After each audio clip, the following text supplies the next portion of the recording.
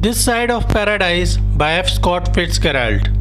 Characters, Summary, Analysis. Hello and welcome to the discourse.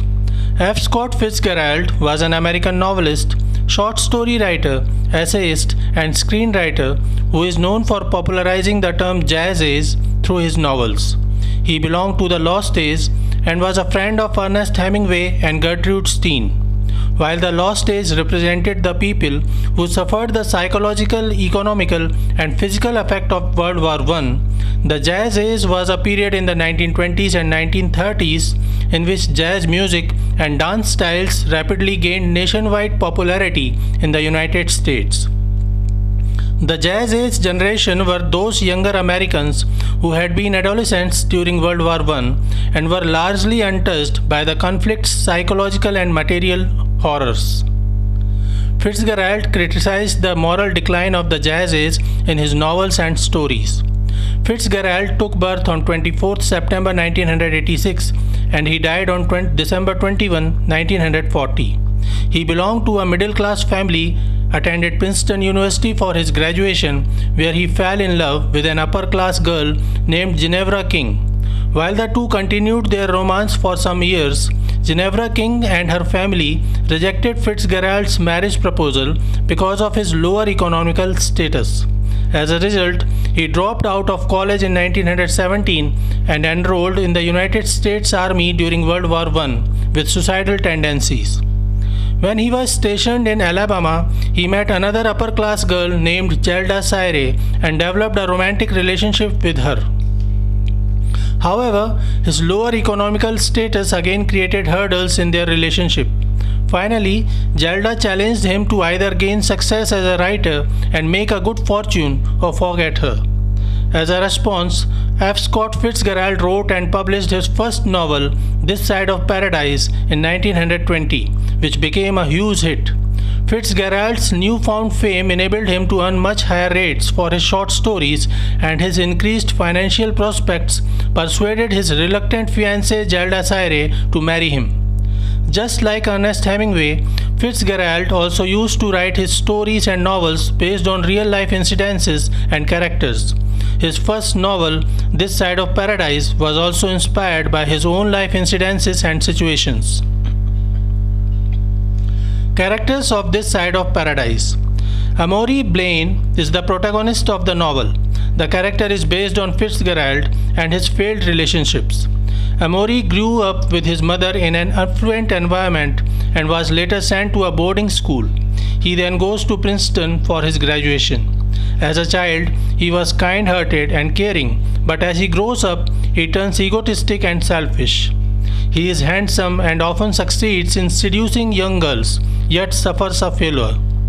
Rosalind Cones is the sister of Alex Cones, one of the college friends of Amory Blaine at Princeton. The character of Rosalind is loosely based on Zelda Sayre. Beatrice Blaine is a rich alcoholic mother of Amory. Isabella Borges is a young girl from a rich affluent family whom Amory first met as a boy and fell in love with her. After his prom, Isabella breaks up with him. The character of Isabella Borges is based on Ginevra King. Eleanor Savage is an 18-year-old atheist whom Amory meets in Maryland. Thayer Darcy is a Catholic priest who becomes Amory's spiritual mentor. He always treats Amory with respect and kindness as if Amory is his own son. Carrie Holiday is Amory's friend at Princeton and Bern Holiday is Carrie's brother. Carrie teaches his friend not to take life and its problems very seriously. He is also a very confident person who doesn't worry about everyday problems. Carrie fights in World War I and dies as all young guys. Berne Holiday is hardworking, clever and intelligent. He refuses to fight in World War I, thinking that it is stupid, and runs away. Thomas Park D'Invilliers is another Princeton classmate and close friend of Amory. Summary of This Side of Paradise. The novel is divided into two parts. The first part of the novel is titled The Romantic Egoist. The novel begins with Amory's childhood in the 1900s. He belongs to a rich and highly educated family. His mother, Beatrice Blaine, is also a highly educated modern woman who pampers him. Beatrice takes Amory to various exotic parts of the world as they travel and learn.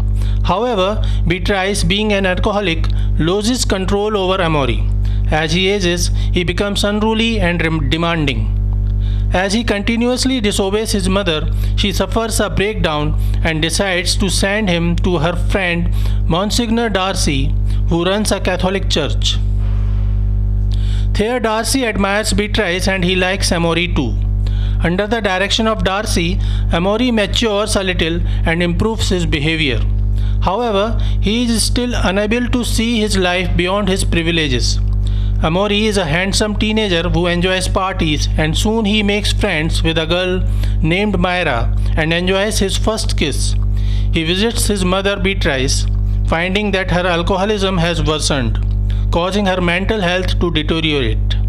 Anyhow, he continues his studies under the direction of Monsignor Darcy and gets admitted to Princeton for higher studies. At Princeton, Amory makes friends with Burney and Carrie Holiday. His other friends include Alex Connage and Thomas Park D'Invilliers. During his second year at Princeton University, World War I begins and Amory's father dies. He returns to Minneapolis to reunite with Monsignor Darcy during the Christmas break. At Minneapolis, he meets Isabella Borge, a rich modern girl belonging to an affluent family. He immediately falls in love with her and they develop a romantic relationship. After returning to Princeton, he continues to write letters and poems for Isabella.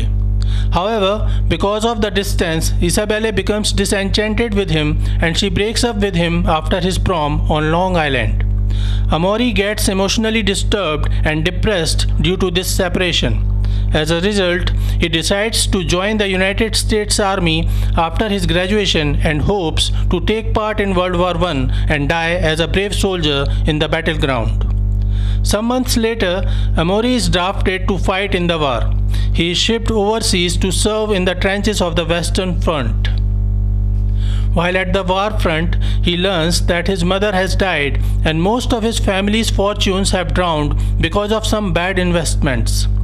Suddenly, he realizes that now he is a poor person. Carrie Holiday also joins the army and dies while fighting as a great soldier. Burney, now his best friend, refuses out of principle to fight and dodges his draft, disappearing without any hint as to his destination. The first part of the novel ends here. The title of the second part is The Education of a Personage. He starts working for an advertising agency and settles in New York City. One day, Amory meets Rosalind Connage, sister of Alex Connage, and falls in love with her. Rosalind is a cruel narcissistic flapper who enjoys a rich lifestyle. She aims to marry a rich suitor who could afford all her needs.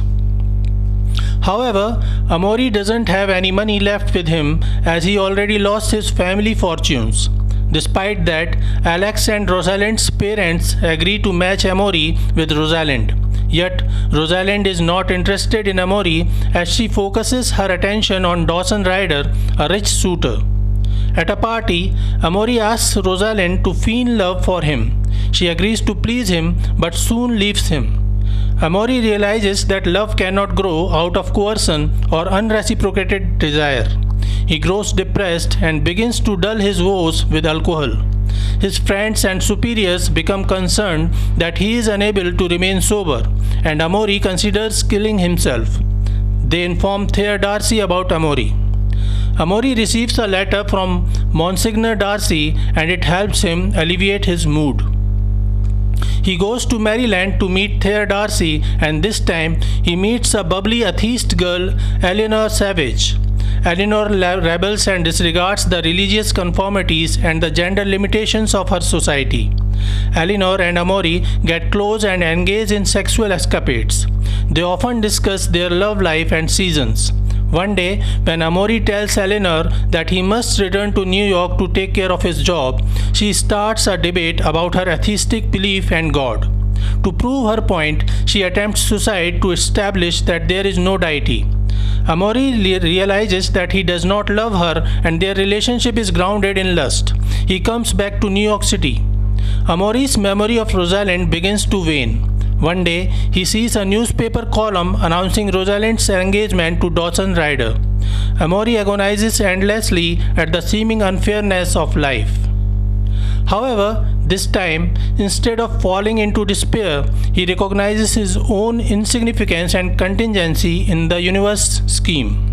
He newly understands the virtues of compassion and respect, which forge connections between seemingly incompatible people and dreams.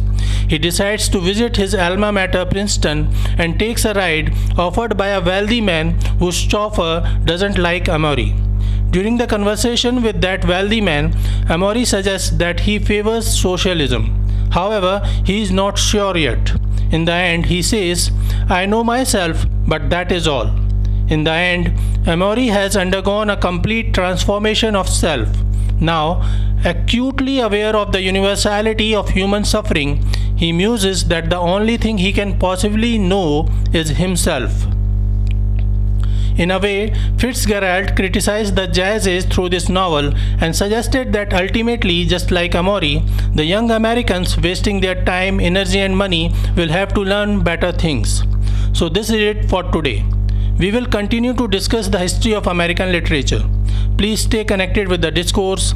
Thanks and regards.